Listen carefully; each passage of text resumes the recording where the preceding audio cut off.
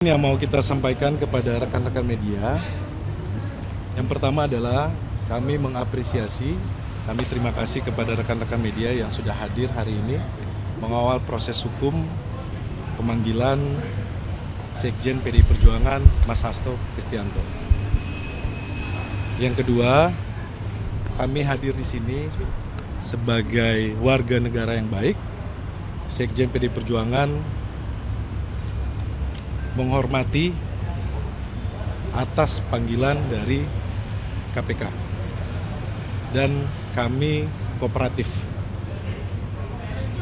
Yang ketiga, kita sudah mengetahui bahwa proses persidangan dari para tersangka ini sudah diuji di persidangan dari tingkat pertama pengadilan negeri sampai kasasi, dan di dalam putusan pengadilan menyampaikan tidak ada kaitan dengan Sekjen PDI Perjuangan Hasto Kristianto antara para tersangka dengan Sekjen PDI Perjuangan Mas Hasto Kristianto. Ini perlu kita garis bawahi. Maka ini yang perlu kita sampaikan kepada masyarakat agar bisa diketahui bersama. Selanjutnya akan disampaikan oleh rekan saya, Bung Patra. Terima kasih. Baik, saya hanya tambahkan saja ya. Putusan nomor 18 tanggal 28 Mei 2020 atas nama terdakwa Saiful Bahri sudah putus, sudah inkrah. Yang kedua, putusan kasasi nomor 37 di tingkat pertama nomor 21857 di tingkat kasasi atas nama terdakwa Wahyu Setiawan dan Austiani sudah diputus Juni 2021. Ya, saya ulang, Juni 2021. Dalam persidangan tersebut sudah diperiksa saksi-saksi. Sudah diperiksa semua alat bukti. Ya. Dan dalam persidangan tersebut sudah menjadi fakta yuridis, tidak ada keterlibatan Pak Hasto dalam kaitannya dengan suap dan gratifikasi yang dilakukan oleh para terdakwa.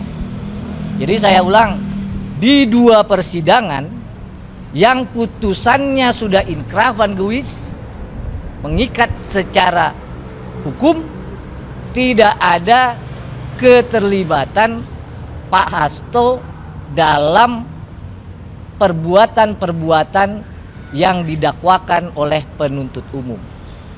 Oleh karenanya, pada hari ini Pak Hasto hadir itu sebagai satu bukti beliau sebagai warga negara dan dipanggil selaku Sekretaris Jenderal PDI Perjuangan adalah orang yang taat hukum, orang yang juga ingin membantu pihak Komisi Pemberantasan Korupsi. Kan KPK bilang ada fakta baru di luar persidangan bahwa ada orang yang menyembunyikan Harun dan juga arahnya orang-orang yang mengetahui Pak Hasto itu buat apa Pak Hasto tahu di mana Harun berada? Dalam persidangan Pak Hasto sudah tegas menyatakan tidak mengetahui. Kan ini di luar persidangan, di luar persidangan. Justru itu hadir saat ini ya sebagai warga negara yang baik, dijelaskan langsung.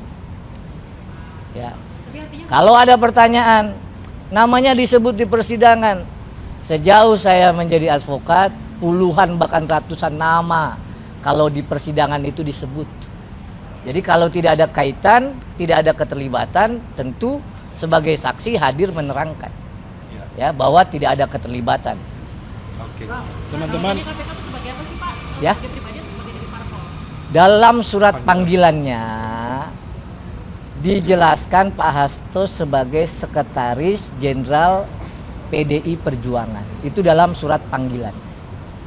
Nah, bisa jelaskan dikit review ke peristiwa awal kalau memang dia tidak menanyakan nama disebut atau tidak disebut.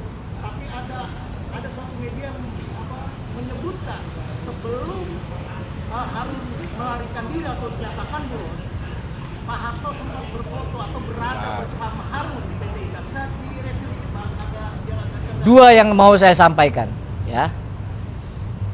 Terkait Pak Harun Masiku, tentu yang lebih tahu penyidik.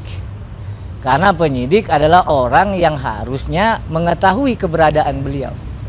Yang kedua, terkait apapun cerita tentang Pak Hasto sudah tegas menyatakan tidak tahu menau. Dan diperkuat dengan putusan. Ya, soal keberadaan bersama di PT IKA Bang. justru itu, ya. Intinya adalah, ya, kalau soal itu silakan tanya ke penyidik. Ya, yang pokok di sini adalah perkara suap, perkara gratifikasi. Ada nggak keterlibatannya? Ya. Nah, terkait dengan hal-hal yang lain sudah tegas Pak Hasto sampaikan secara pribadi, Sudah ya, diuji di pengadilan. diulang-ulang, sudah disampaikan juga di bawah sumpah di persidangan, beliau tidak mengetahui. Bang, Ya. kemarin KPK kan memeriksa pengacara Simeon Petrus, terus Sebelum jawab itu seksi. ke Ganda sama Melita Gibran. Apakah orang-orang ini dikenal masa? Kami nggak tahu kalau soal itu, ya. Jadi- Kami mendampingi, ya, Pak Hasto dalam kapasitasnya dipanggil sebagai saksi.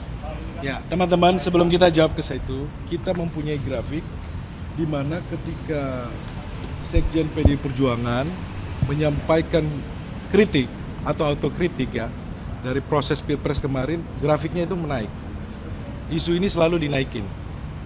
Kalau kita lihat bulan April pendaftaran pengumuman, kemudian bulan September ini ketika ada di Museum Fatavela, kemudian bulan Oktober ketika ada putusan MK, kemudian ada pendaftaran saudara Gibran, kemudian bulan Desember, November ketika ada namanya dugaan kriminalisasi terhadap Mas Butet, Mas Aiman, dan beberapa aktivis.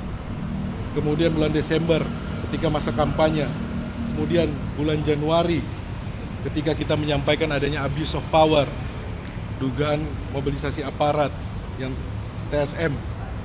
Kemudian di bulan Maret dan April ini sangat tinggi, isu ini mulai dinaikkan. Ini untuk kita sampaikan kepada publik karena panggilan dari lembaga penegak hukum ini berturut-turut. Minggu kemarin dari kepolisian. Kemudian di hari yang sama ketika kita selesai melakukan klarifikasi di kepolisian, kemudian sorenya ada pengumuman bahwa Sekjen PDI Perjuangan akan dipanggil di KPK. Nah, ini menjadi pertanyaan buat kami karena apa? Sekarang masuk tahun politik juga, akan masuk pilkada. Jadi kami menduga ketika masuk tahun politik isu ini akan dinaikkan terus. Maka di sini kami hadir untuk mendukung KPK. Jadi kalau penyidik mau sampaikan apa yang mau ditanyakan, kita akan sampaikan. Seperti itu teman-teman. Pak, ini kan kaitannya juga dengan pilkada nih Pak, apa namanya jelang pilkada, pemeriksaan jelang pilkada PDIP. Ya tentunya kita dalam hal ini PDI Perjuangan mempersiapkan untuk pilkada, ya. Dan kita tidak terganggu dengan ini karena Sekjen fokus juga dengan pilkada. Dan kembali lagi bahwa sebagai warga negara yang baik ketika diminta oleh penegak hukum kami hadir.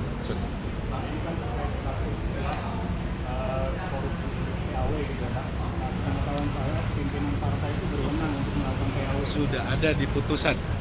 Sudah ada di putusan teman-teman dan itu bisa dibaca dan disampaikan, ya. Dan bisa di. Tapi kalau keinginan Mas Hasto sendiri gimana sih? Apakah emang pengen? Oh, nanti kalau yang itu nanti kita tunggulah, ya. Ya. Udah oke, ya? Udah cukup, ya? Ya. Ya, siap. Oke.